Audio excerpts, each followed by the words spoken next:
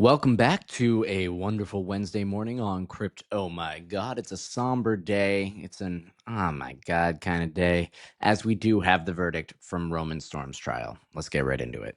Boom. One thing I have to note is that now that the trial's on, it does feel as though a lot of people are paying attention. But as I've been speaking about this a lot ahead of the trial itself, it does feel like it didn't really get the volume and attention that it deserves. The Bitcoiners went to the mat for Ross Ulbricht, who, in all honesty, was a less impactful player in the grand game of developing this industry. Ross, very rightly, was arrested for poorly trying to hire some assassins to make a hit. Turned out they were FBI agents.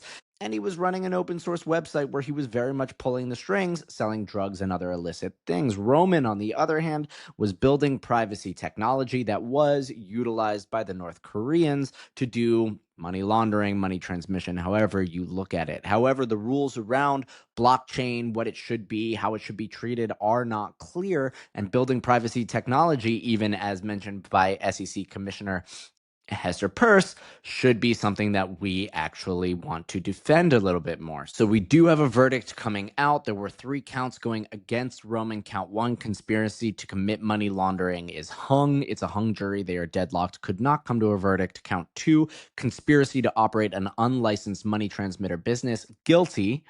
Count 3, conspiracy to violate U.S. sanctions, hung, deadlock. Now, number 3, let's remember the FOMC did take Tornado Cash off their list, so it's sort of a non-related element. And, it's kind of weird because they're trying him for something that at the time maybe fit within a box, but now at present that box no longer exists. And as the Free Roman account notes, Roman has been convicted on count 2 of conspiracy to operate an unlicensed money transmission business, maximum sentence of 5 years in prison. Here's a good thread about why this charge makes no sense. So if you want to read Peter von Valkenburgh, though while he does get into this, I think there was some pretty interesting feedback from Rohan Gray to basically cite the opposite. Now, what Peter goes on to say here really is that he gets caught on C, the remaining charge, 1960 B1C, says you're unlicensed because you're knowingly transported criminal funds, while the first parts B and A talk about the fact that he doesn't need to register with anyone. So how can he be unlicensed if he doesn't need to register with a license? Anyway,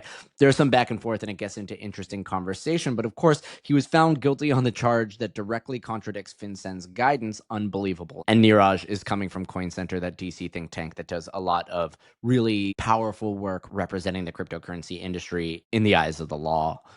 Now, this is interesting. Mark Hopkins says, been there, max years of 5 sentence. He'll likely get something closer to 15 to 18 months and serve 11 total. And this is Dr. Bitcoin, jailed for selling P2P, and talks a little bit more about his experience of, again, a privacy protocol and a peer-to-peer Bitcoin transmission network. So anyway, it all gets really sticky when we look at money, again, moving at the speed of information, being treated like data, and all of the rules around everything financial that we built is pre-1970s, built for a world without computers, and there's just going to be a lot of messy steps that come together as we figure this all out. Now, it is very nerve-wracking to anybody else building privacy technology in the United States, given Roman's trial and the outcome, because it still just leaves this specter of enforceability over privacy technology. So again, you're out there, you're building tech that maybe just facilitates a layer of privacy. I mean, we're going to see this sweeping through the world with zero knowledge proofs.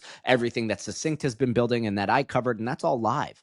And that's going to protect privacy. But at the end of the day, anyone can sign on and use these things, and it's going to be tough when a major exploit happens because security is deficient in some exchange, and North Korea or Lazarus Group, if they be North Korea, gets their hands on them and utilizes one of these tech platforms. Another major one like ThorChain, which I've talked about, is a subject of this pursuit, but the reality is their chain actually shows the address of the converted asset. So if you go from, let's say, exploited Ethereum to Bitcoin, you'll now have that Bitcoin address. Does the protocol itself that facilitated that swap fall under these rules and these regulations? I mean, it's hard to say. You're still getting a traceable address on the other side. And then, of course, we have to think, like, what happens if you're sufficiently decentralized? What if Roman Storm had not been involved in building the front end, adding the front end to the protocol protocol is a large motivator behind what got these charges on him. Now, let's also be very clear.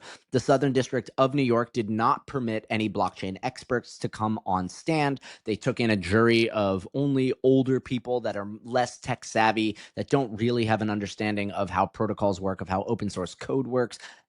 And they were very aggressive towards who could actually submit information. So a lot of people with a wealth of experience that could have added clarity were not allowed to participate in this ruling. And that is certainly contentious and disturbing. However, an appeal is likely to happen. Roman is probably going to have to raise more money. I think he's done like $6 million of capital raise at this point in time.